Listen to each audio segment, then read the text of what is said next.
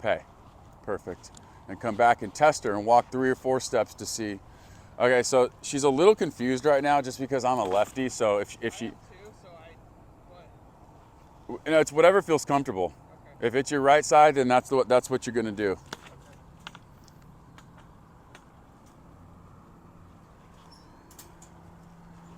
You normally walk on your left then? Yeah. So that's why if she seems like she's trying to go back to the other side, it's just because she's been on my left side pretty much this whole time. Okay. I feel so, I'm a right-handed in everything, but for whatever reason, like when I'm handling a dog, it's like my left. It makes no sense at all.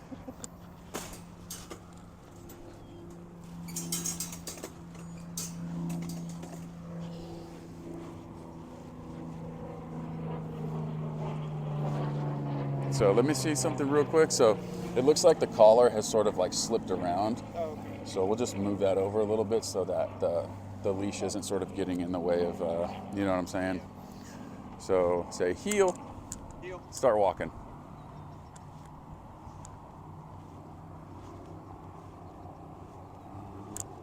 Let me see. So I would be giving a reward if I was walking her like this. The food is where, like on that side? Right, yeah. Okay, so I'd be holding the, I think, how do I do it? So I hold the leash with my right hand. The leash will be like sort of right out in front of me. Okay. And then that way I have my left hand to use as a lure. Okay. And I'm quicker on the reward. So I turn, bam, reward. Okay. Just like that. I just hold the leash very lightly in my right hand, right out in front of me. Perfect. And you could turn either which way. Okay. You could switch up the turns on her too. Use your body to sort of like, so if you were to turn left and she's right next to you, go ahead, turn left, bam, put the food to her face, bam, pay. Perfect. Walk some more. Wait for her to look at you, bam. Voluntary engagement, so it's like free shaping engagement.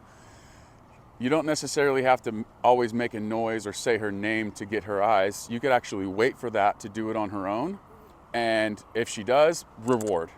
That's called free shaping engagement. And just to keep it super basic and simple, especially for puppies, it's like I always say, people always say, well, what should I be doing? Focusing on just engagement. Get your dog to pay attention to you. And for those out there that are like, oh, hand feeding this, hand feeding that, like I don't see a better opportunity to create this engagement than to have like the thing that she loves most. Do you know what I mean? Like she loves food. She loves play too. But look at this, dude. Yeah, pay, keep going. Keep going. Nice.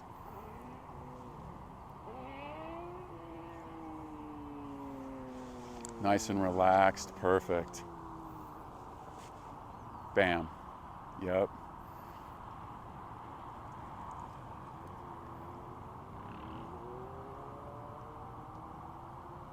Perfect. I love that you're using the leash as a steering wheel. That's perfect. And keep that right arm as relaxed as you can. If you need to, so leash skills, leash handling skills. If you need to, if you feel like you need to shorten it up, you could shorten the leash up a little bit just like this. I don't want to get in the habit of, coming up with your arm because we're trying to get rid of all the tension and just trying to use the food as a lure to keep her into the position with the least amount of tension possible. And then you could bring that hand up. So when you come into a stop, because there's moments at Home Depot where it's like, okay, we're just going to have to be right here for a second. Right. She's cruising next to you. You have the, on the turn. So look, on the turn, you bring that hand up and then she goes right into that sit. And now everything's happening around. You could reward her while the things are happening all around. And then the things disappear, heel. You start walking again. Okay. Go ahead.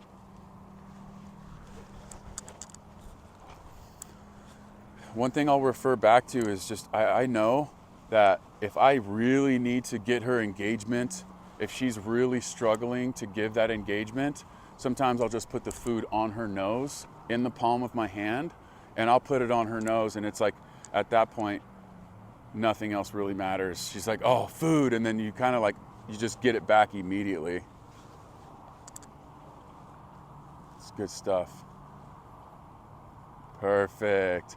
What I love is the fact that she's sort of proving my theory right. Like, as soon as, dude, what was your first name again? Caleb. Caleb. As soon as Caleb turns, she's like, oh, he's turning as well. And that's what I want her to do. I want her to voluntarily follow. This is teaching a dog to follow without necessarily doing anything other than this really basic, simple drill of changing directions and rewarding her for following that leash. Easy peasy. Get her to do it on her own. And it's not like even with my dogs who are well trained, like they're always going to need some sort of reminder at some point. So that's why I love, you know, the prong collar and like teaching her to follow that prong collar pressure. Because what happens is, instead of a dog fighting that pressure because they don't understand how to follow it yet, now it's like the dogs are coming off the distractions a lot faster. Yeah. You know, dogs are going to get distracted by things regardless of how well trained they are, right? Like even Rosie, I'm having to give Rosie, who's 10 years old, and I'm like, hey, little reminder. But the difference between her and an untrained 10-year-old is that she'll do it immediately, you know. So if she ever comes out in front of you like that and you wanted to work getting her back into position, I'm gonna give you a little demo real quick. Okay. She's out in front of me, I step back, lure her, bring her around right back into that position that I want. Okay? Okay? Try that a couple of times.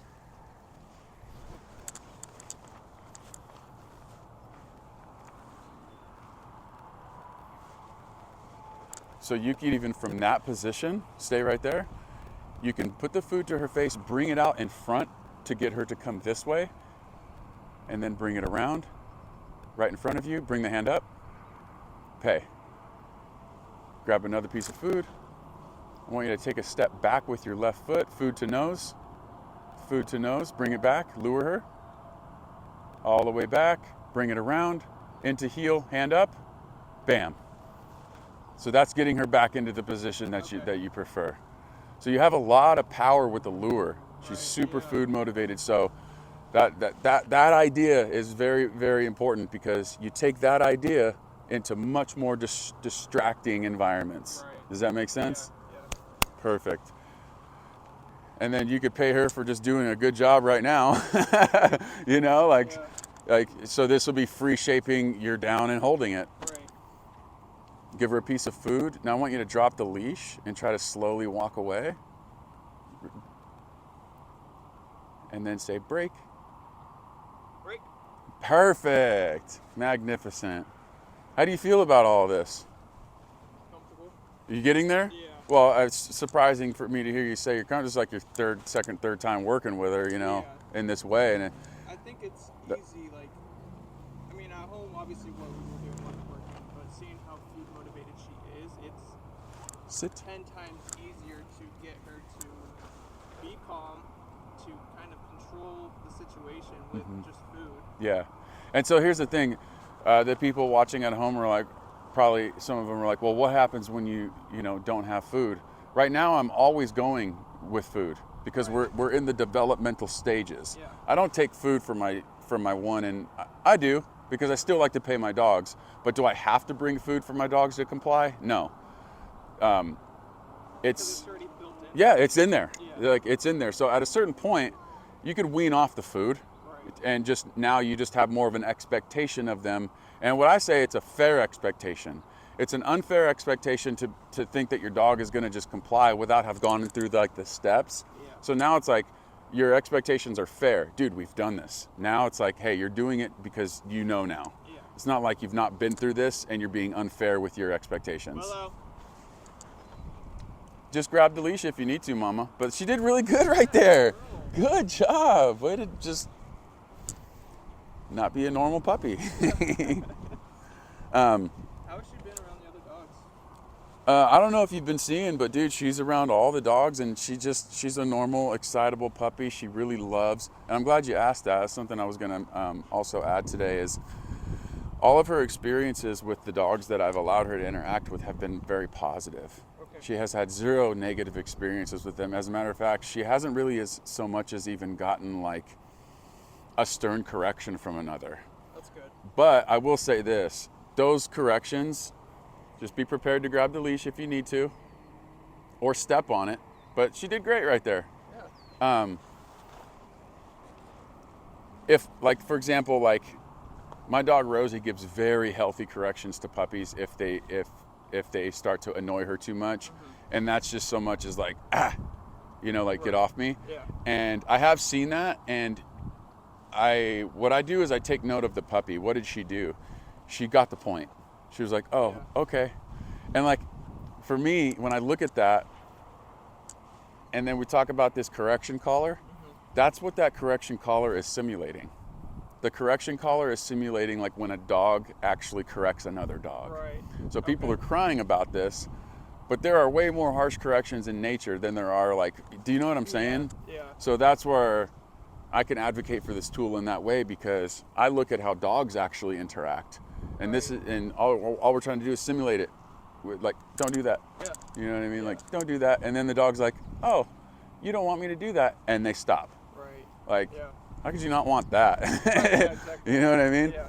But there's this narrative out there where they paint people who use these types of tools as like the bad people, and okay, yeah, I'll be bad for being somebody that wants to provide clarity to my dog. I'll be the bad guy for like needing my dog to know boundaries. Like, I'll be the bad guy. Like, you could call me whatever you want. Off. Good.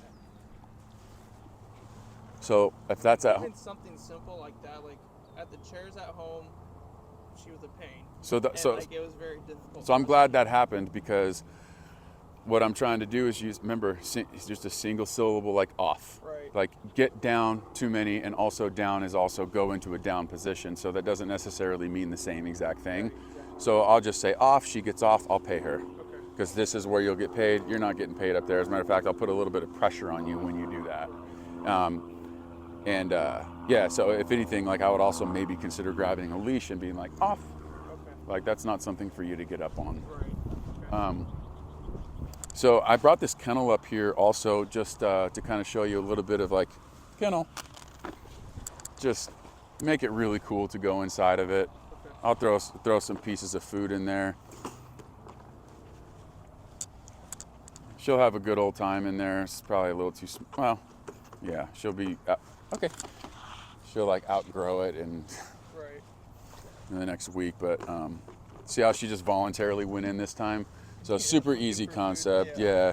And then I'll try it without food. Kennel.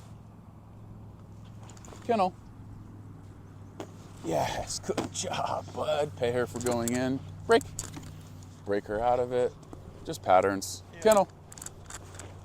Yes, dude. Give it a shake. Kennel. Wait for it. Get her back. Kennel. Yes. Perfect. Hello. And let's try to free shape it, see if she'll just do it.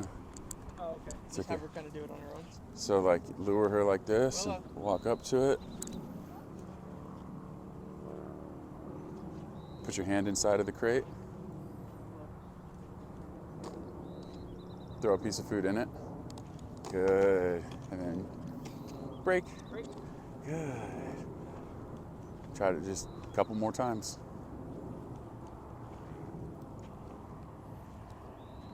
Kennel. Off. Pay. Yes. Magnifico. So just some fun stuff. So this isn't the normal kennel that she goes in. That's the reason why I wanted to bring it out, because Similar to something we have. the one that she goes in, she just kind of like the one that she's used to. There's less luring and stuff because she kind of just knows to go in it now. But at home, that's going to be a new look. Yeah. And so like getting her into the new routine of this is, I just wanted to show you this. Okay. Having a kennel, especially with a baby, just has to happen. Yeah. You know, if you can't watch her and actually be there to have, then it's kennel time. If we're not watching her, she'll do normal dog things like chew on things you don't want her to and get in to jump up and this. So that's why if not supervision, then she's in her kennel. Kennel. Oh yeah. Okay. Good job, Kennel. Two older dogs that are not kennels. Yeah. Oh, for sure. So So I'm just. yeah, the kennel for me, kennels are a part of the big picture. Kennels are just it goes along with all these other rules and boundaries, right? Right. A kennel is just I gotta have my kennels, you know, because if I'm not watching my dogs, they're mischievous, and that's what a lot of people don't understand. Well, why don't you train them? I'm like, dude, a dog's gonna dog. Like, what are we talking about here? You know what I mean? Like, some dogs, like for example, Jax, my wife's heart dog. I could leave him out, and I don't gotta worry about him. But to me, that's not normal. Like, that's not normal to me. To me, normal is a dog getting bored, and they're going to find a way to appease themselves. And typically that comes in the form of like shitting in your shoe or something like that. You know, like, so Kennel. bring your hand over the crate a little bit. Good job. Good. Bam. Perfect, dude. So that's that.